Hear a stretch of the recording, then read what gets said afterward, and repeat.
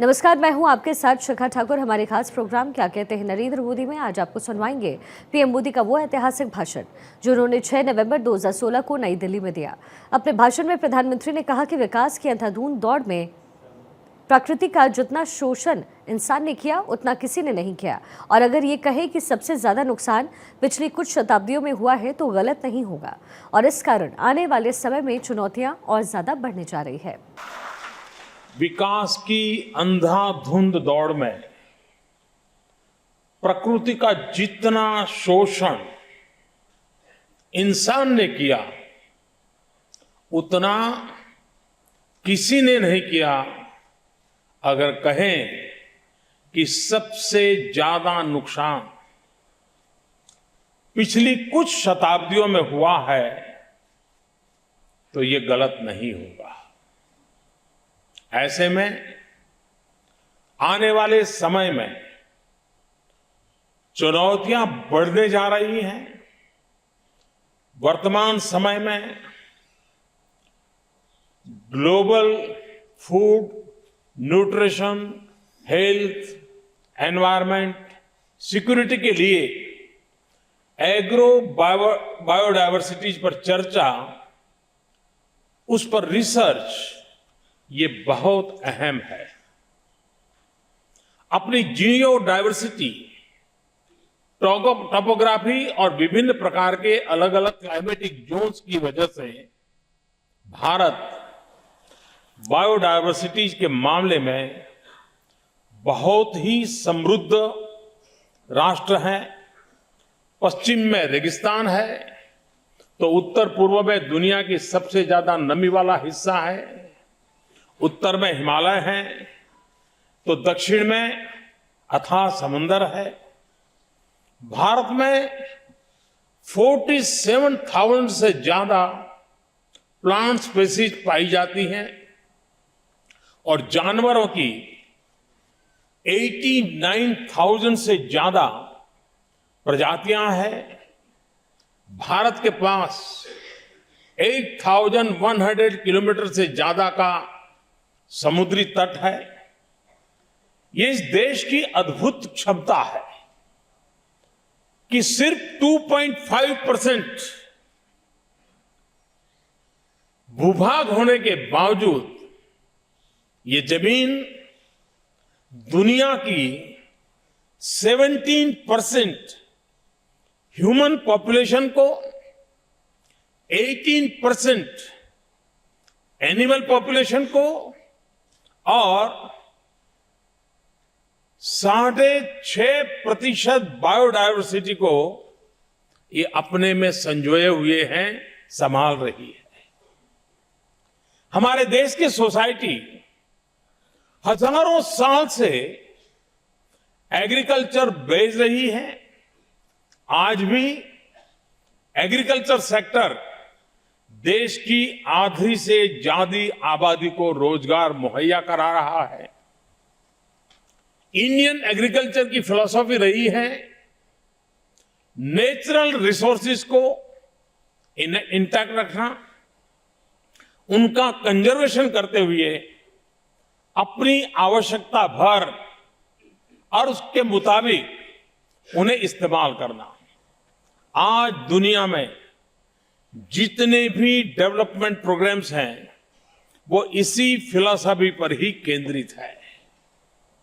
Biodiversity का केंद्र नियम, कायदे या रेगुलेशंस नहीं बल्कि हमारी चेतना यानी कि कॉन्शियसनेस में होनी चाहिए।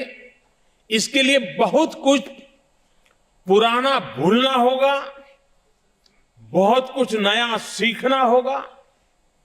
प्राकृतिक चेतना का ये भारतीय विचार ईशावास्य उपनिषद में भी नजर आता है। विचार ये है कि बायोसेंट्रिक वर्ल्ड में मानव सिर्फ एक छोटा सा हिस्सा भर है, यानी पेड़, पौधों, जीव जंतुओं का महत्व इंसान से कम नहीं है। संयुक्त राष्ट्र मिलेनियम डेवलपमेंट गोल ने विकास में संस्कृति की बड़ी भूमिका को स्वीकार किया है।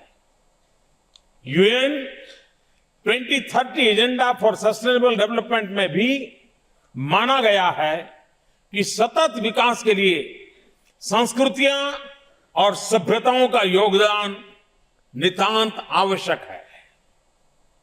प्रकृति के साथ तालमेल बिठाने में संस्कृति की बहुत अहमियत है। हमें ये नहीं भूलना चाहिए कि एग्रीकल्चर में ही कल्चर भी जुड़ा हुआ है। भारत में मौजूद अलग अलग स्पीसीज की अलग अलग वैरायटी इतने सालों में आज भी इसलिए बची हुई है क्योंकि हमारे पुरखे सोशियो इकोनॉमिक पॉलिसी में माहिर थे। उन्होंने प्रोड्यूस को सामाजिक संस्कारों से जोड़ दिया था। तिलक लगेगा तो उसके साथ चावल के दाने भी होंगे। सुपारी को पूजा में रखा जाएगा। नवरात्र या व्रत के दिनों में कट्टिया बकव्हीट के आटे की रोटी या पूड़ी बनती है। बकव्हीट एक जंगली फूल का बीज है। यानी जब प्रजातियों को सामाजिक संस्कार से जोड़ दिया गया तो संरक्षण भी हुआ और किसानों का आर्थिक फायदा भी हुआ। दोस्तों, इस बारे में मंथन किया जाना चाहिए। इसलिए यह आवश्यक है क्योंकि 1992 में बायोलॉजिकल डाइवर्सिटी कन्वेंशन को प्रस्तावों को स्वीकार किए जाने के बावजूद आज भी हर रोज 50 से 150 स्पीशीज खत्म हो रही हैं। आने वाले सालों में 8 में से 1 पक्षी और 1/4 जानवरों के भी विलुप्त होने का खतरा है। इसलिए अब सोचने का तरीका बदलना होगा। जो अस्तित्व में है उसे बचाने के साथ साथ उसे और मजबूत करने पर भी ध्यान देना पड़ेगा। दुनिया के हर देश को एक दूसरे से सीखना होगा। ये तभी हो पाएगा जब एग्रो बायोडायवर्सिटी के क्षेत्र में रिसर्च पर जोर दिया जाएगा। एग्रो बायोडायवर्सिटी को बचाने के लिए दुनिया के बहुत से देशों में अलग अलग तरीके अपनाए जा रहे हैं।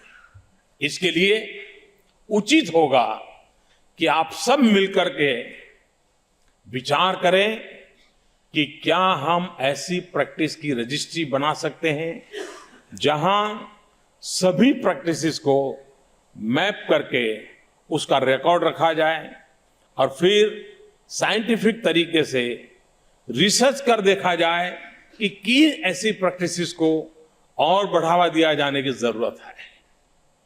भारत के अलग अलग हिस्सों में हमारी संस्कृति ने भी ऐसी ऐसी प्रजातियां बचाकर रखी हैं जो हैरत पैदा करती हैं। साउथ इंडिया में चावल की एक बहुत पुरानी वैरायटी है कोना मम्मी। दुनिया भर में चावल की पैदावार बढ़ाने के लिए बेस रूप में इस वैरायटी का इस्तेमाल किया जा रहा है। इसी तरह केरल के पोक्काली चावल की वैरायटी को ऐसी जगहों के लिए विकसित किया जा रहा है जहां पानी बहुत ज्यादा होता है या खारा होता है, सॉल्टी होता है। मैं फॉरेन डेलीगेशन को खास तौर पर बताना चाहूंगा कि भारत में चावल की 1 लाख से ज्यादा लैंड रेसिस हैं और इनमें ज्यादातर सैकड़ों साल पुरानी है। पीढ़ी दर पीढ़ी हमारे किसान इनको सहेज कर रखते गए और उसको विकास करते रहे। और ये सिर्फ एक स्पीसीज एरिया में ही नहीं हुआ। असम में अग्निबोरा चावल की एक वैरायटी है जिसे सिर्फ थोड़ी देर पानी में भिगोकर भी उसे खाया जा सकता है। ग्लाइसेमिक इंडेक्स के मामले में भी ये काफी लो है, इसलिए डायबिटीज के पेशेंट से भी इसे अपनी डाइट में शामिल कर सकते हैं। इसी तरह गुजरात में भाल इलाके में एक गेहूं की प्रजाति है, भालिया गांव गेहूं के नाते जाने जाते वीट। इसमें अधिक प्रोटीन और कैरोटीन पाई जाती है, इसलिए ये दलिया और पास्ता बनाने के लिए बहुत पॉपुलर है। गेहूं की ये वैरायटी ज्योग्राफिकल आइडेंटिफिकेशन के रूप में रजिस्टर की गई है। एग्रीकल्चर बायोडायवर्सिटी के एशिया में भारत का बहुत योगदान दूसरे देशों में भी रहा है। हरियाणा की मुरा और गुजरात की जाफराबादी भैंसों की पहचान इंटरनेशनल ट्रांस बाउंड्री ब्रीड के तौर पर की जाती है। इसी तरह भारत की ही अंगोल, गीर और कांकरेज जैसी गाय की नस्लें लैटिन अमेरिकन देशों को वहां के प्रजनन सुधार कार्यक्रमों के लिए भी उपलब्ध कराई गई थी। पश्चिम बंगाल के सुंदरवन से भेड़ की गैरोल नस्ल को ऑस्ट्रेलिया तक भेजा गया था। एनिमल बायोडायवर्सिटी के मामले में भारत एक समृद्ध राष्ट्र है, लेकिन भारत में नॉन डिस्क्रिप्ट पशु प्रजातियां ज्यादा हैं और अभी तक केवल 160 प्रजातियों को ही रजिस्टर किया जा सका है। हमें अपनी रिसर्च को इस दिशा में मोड़ने की जरूरत है ताकि और अधिक पशु नस्लों का कैरेक्टराइजेशन किया जा सके और उन्हें समुचित नस्ल के रूप में रजिस्टर किया जा सके। कुपोषण, भूखमरी, गरीबी, इसे दूर करने के लिए टेक्नोलॉजी की बहुत बड़ी भूमिका है, लेकिन इस पर भी ध्यान देना होगा कि टेक्नोलॉजी हम पर कैसे असर डाल रही है। यहां जितने भी लोग हैं, कुछ साल पहले तक आप में और मुझे भी, हर किसी को 15, 20, 50, 100, 1000, 2000 फोन नंबर जरूर याद रहे होंगे। लेकिन अब हालत ये हो गई है कि मोबाइल फोन आने के बाद हमारा खुद का मोबाइल नंबर या फोन नंबर हमें याद नहीं है। ये टेक्नोलॉजी का एक नेगेटिव इंपैक्ट भी है। हमें अलर्ट रहना होगा कि एग्रीकल्चर में अपनाई जा रही टेक्नोलॉजी से किस प्रकार से बदलाव आ रहा है। एक उदाहरण है हनी बी। 3 साल पहले हनी बी टाइम मैगजीन के कवर पेज पर थी। बताया गया कि फसलों को कीड़ों से बचाने के लिए जो पेस्टिसाइड इस्तेमाल किया जा रहा है, उससे मधुमक्खी अपने छत्ते तक पहुंचने का रास्ता भूल जाती है। एक छोटी सी चीज ने मधुमक्खी पर अस्तित्व का संकट ला दिया।